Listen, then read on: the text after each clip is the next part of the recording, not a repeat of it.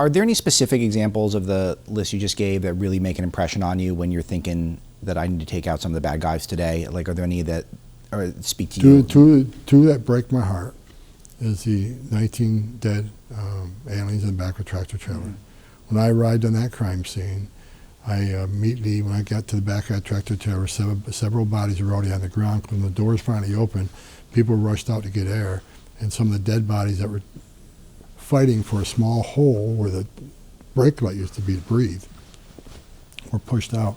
When I stood in the back of the trailer and looked back in there, I saw a little boy in his underwear, later turned out to be 5 years old, dead.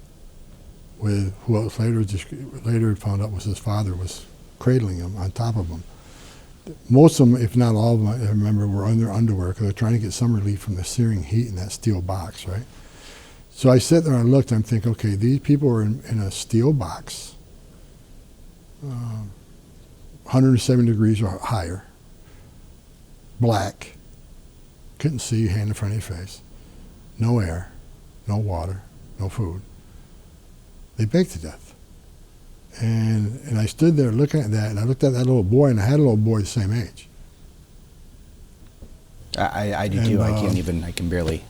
And I remember when I looked at that little boy, true story, he had the same underwear on that mine did, my son, you know?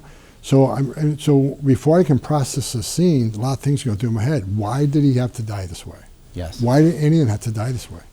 Because we had the secure border, it wouldn't happen. And when you talk to the survivors through the investigation, I was on the ground there for weeks. When you hear the stories, how that little boy begged his father, he didn't want to die.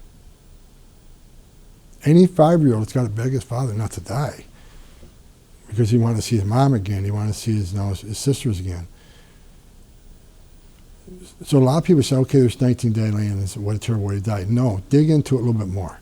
How they fought for their life. How a 5-year-old begged his dad. A 5-year-old knew he was dying and asked his dad to save him. And what's his dad going to do? They're in a locked steel box. His dad, the reason he was there. So think what the father's going through to watch his child die in his arms, then later die on him. That changed me forever.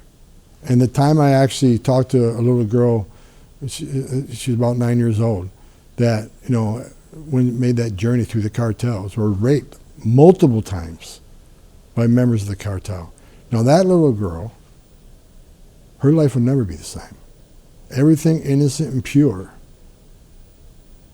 was ripped from her. So that's why I fight hard.